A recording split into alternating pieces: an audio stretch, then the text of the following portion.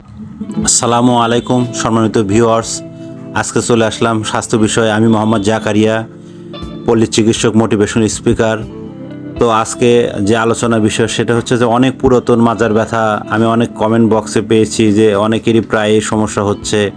তো মাজার ব্যথা থেকে নিরাময় পাওয়ার জন্য যাদের দেখা গেছে যে কম বয়স তাদেরও মাজার ব্যথা, তাদের ক্ষেত্রেও এই ভিডিওটা, এবং যাদের বয়স বেশি হয়ে গেছে বা স্পাইনাল কর্ড বা মেরুদণ্ড হাড় ক্ষয় হয়ে গেছে তাদের জন্য ভিডিও, এবং যারা মধ্যবয়সী 22 বা 25 বছর তাদের জন্য ভিডিও, এবং যারা সিজারিয়ান হয়েছে এবং তাদের সেই ক্ষেত্রে পিছন দিকে পেইন ব্যথা তাদের জন্য ভিডিও। তো আপনারা অবশ্যই না টেনে শেষ পর্যন্ত দেখবেন, অবশ্যই একটি লাইক, একটি শেয়ার, একটু সাবস্ক্রাইব করবেন। তাহলে শুনুন, প্রথমত আমাদের এই মাজা ব্যথা থেকে উদ্ধার পাওয়ার উপায়: আপনারা পানির বোতলে পানি উষু গরম করে সেঁক দিবেন, অথবা আপনার যদি আগের কোনো ইনজুরি বা হিস্টোরি হয়ে থাকে যে আগে খুব ব্যথা পেয়েছেন বা মাজার ক্ষয় হয়ে গেছে, সেই ক্ষেত্রে আপনারা বেশি ভারী কাজ করবেন না, ঝুঁকে কাজ করবেন না, সেই ক্ষেত্রে আপনার ব্যথার সম্ভাবনা আরও বেশি থাকবে। আর এই ব্যথা থেকে ভালো হওয়ার উপায় আপনার স্বাস্থ্য কমপ্লেক্স বা কোনো জরুরি প্রয়োজন ডাক্তার ওখানে যোগাযোগ করা, বা স্বাস্থ্য কমপ্লেক্স বা যেটা আপনার, আর প্রেসক্রিপশন ছাড়া এলোমেলো ওষুধ খাওয়া যাবে না।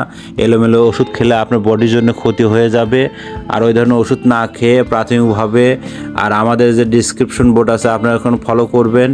আর সবসময় আপনারা লক্ষ্য রাখবেন যে একটু যেন আপনাদের যেটা সমস্যা বা যে পেইনটা, কোথা থেকে পেইনটা, এটা আপনারা লক্ষ্য করবেন। এটা কি আপনাদের পায়খানার কারণে এরকম, না কষা বাথরুমের জন্য এরকম, না অন্তত ডায়াবেটিসটা চেক আপ করে নেবেন, সুগার লেভেলটা একটু চেক আপ করে নেবেন, অন্তত প্রেশারটা একটু চেক আপ করে নেবেন, নিয়ে দেখবেন যে আসলে কি সমস্যা, কোথায় থেকে আমার মাজা পেইনটা হচ্ছে।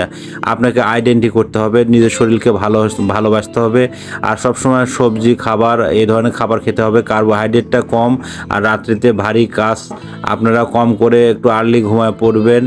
আর যেখানে ব্যথা ওখানে বেশি তেল বা বেশি নাড়াচাড়া, বেশি পেইন করার দরকার নাই। আর ব্যথা অবস্থা যে খুব বেশি হাঁটবেন তাও কিন্তু না, ব্যথা অবস্থায় যে খুব ভারী কাজে ঝুঁকে করবেন সেটা কিন্তু করা যাবে না। এগুলো কিন্তু লক্ষ্য রাখতে হবে। আমার 100 বছরের প্রতিষ্ঠানে এই বিরাজ মেডিকেল, আমি প্রায় সময়ে আপনাদের মাঝে লেকচার দিয়ে থাকি হরমোন বিষয়ে। তো মেয়েদের যে হরমোনটা থাকে সেটা হচ্ছে যে আপনার প্রোজেস্টেরন, আর ছেলেদের যেটা থাকে টেস্টোস্টেরন। সেই ক্ষেত্রে টেস্টোস্টেরন সমস্যা হলে পুরুষদেরও সমস্যা হয়ে যায়, সেই ক্ষেত্রে পুরুষ মানুষদেরও ব্যথা হয়ে যায়।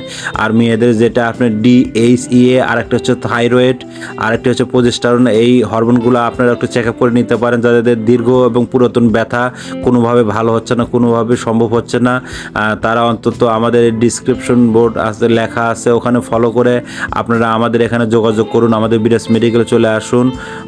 অথবা আপনারা যে কাগজগুলো আছে আমাদের এখানে কন্ট্যাক্ট নাম্বার আছে, আমাদের এখানে যোগাযোগ করুন। তো বন্ধুরা, আমরা প্রতিনিয়ত আপনাদের ভিডিও দিয়ে থাকি, কিন্তু আপনারা কিন্তু কমেন্ট করেন না, এবং কমেন্ট করেন না, সাবস্ক্রাইব করেন না, শেয়ার করেন না। তাহলে আমরা কীভাবে বুঝবো যে আপনারা কী ধরনের ভিডিও চান? তো অবশ্যই আপনারা কমেন্ট করবেন, শেয়ার করবেন এবং কমেন্ট বক্সে লিখবেন। ধন্যবাদ সবাইকে।